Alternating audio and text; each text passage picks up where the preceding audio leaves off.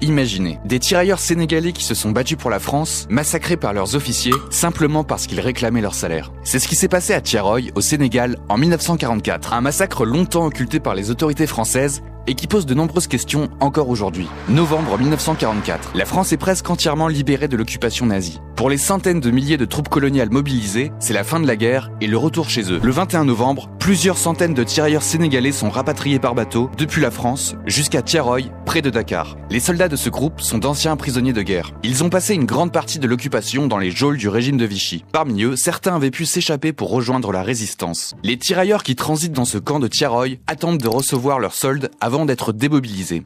Problème, les autorités françaises refusent de payer ce salaire. En cause peut-être des stéréotypes racistes qui circulent à l'époque sur le fait que les Africains utiliseraient mal leur argent. Les tirailleurs refusent de quitter le camp tant qu'ils n'auront pas perçu ce qui leur est dû. L'état-major français craint un mouvement de rébellion et prend les devants. Le 1er décembre 1944, le camp est encerclé par des centaines de soldats français, des automitrailleuses et même un char.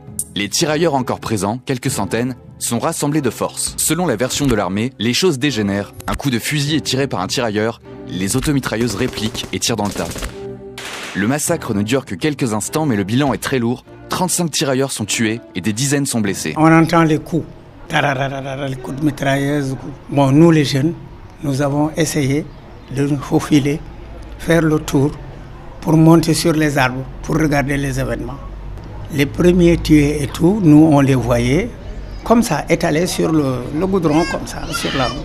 L'armée présente les événements comme une mutinerie, mais pour l'historienne Armelle Mabon, qui a étudié les archives militaires et les témoignages des officiers présents, c'est un massacre prémédité. Faire croire que les mutins ont tiré avec des mitraillettes, ça n'a aucun sens. Ils n'étaient pas du tout armés, ils étaient peut-être avec des couteaux, peut-être des baïonnettes, mais c'était plus des souvenirs de la guerre plus qu'autre chose. Et je pense, oui, effectivement, que c'est plus un massacre prémédité qui a eu lieu. Cet officier d'ailleurs, qui s'appelle donc colonel Lebert, qui est le seul officier à avoir été sanctionné pour les faits de Thiaroye après ce qui s'est passé, peut-être qu'il a fait un excès de zèle et que l'excès de zèle était suffisamment énorme pour que après il y a eu la décision de camoufler ce carnage. Certains tirailleurs auraient été exécutés jusque dans leur baraque. Mais plus important encore, l'armée aurait a posteriori minimisé le nombre de tirailleurs présents et donc volontairement sous-estimé le nombre de victimes. Ce ne serait pas 35 morts, mais bien plus, entre 300 et 400 selon des historiens.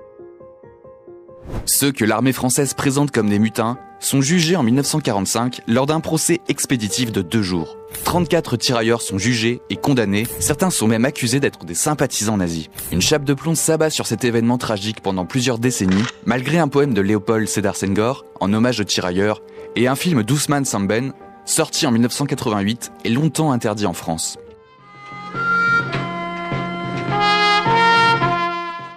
En 2014, François Hollande reconnaît la responsabilité des troupes françaises dans la tuerie et promet de transmettre des archives.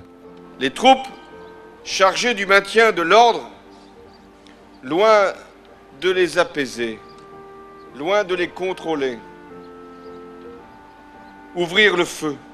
Il n'a pas reconnu le massacre puisqu'il a parlé de répression sanglante. Et qui dit répression dit forcément mutinerie, voire une rébellion armée avant, qui impose après la répression. Pour moi, c'était un discours, je m'attendais à plus. Il y a une volonté délibérée de laisser le récit officiel en l'état. En juillet 2024, 6 des tirailleurs de Thiaroye identifiés sont finalement reconnus morts pour la France. Mais 80 ans après le massacre, de nombreuses zones d'ombre persistent. Zones d'ombre que des fouilles sur le site pourraient peut-être permettre d'éclaircir. Le ministère des Armées l'a reconnu. Il y avait 3 fosses communes sous les tombes du cimetière militaire de Thiaroye. Ça, c'est incroyable. Mais alors, comment ils savent qu'il y a 3 fosses communes sous les tombes? Ça veut dire qu'ils ont des archives que nous ne pouvons pas consulter avec cette fameuse cartographie des fosses communes. Mais les plus importantes sont forcément à l'endroit de l'ancien camp.